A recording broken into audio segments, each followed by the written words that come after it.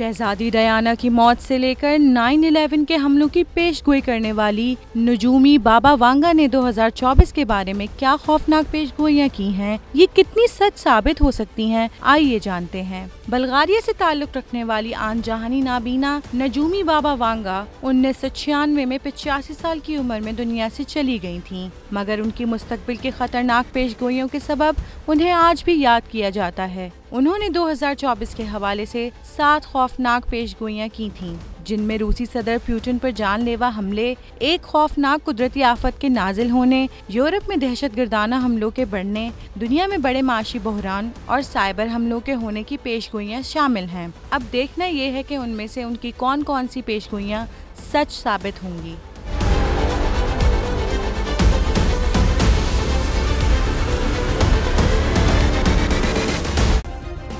Subscribe करें और bell दबाएं ताकि कोई खबर रह न जाए।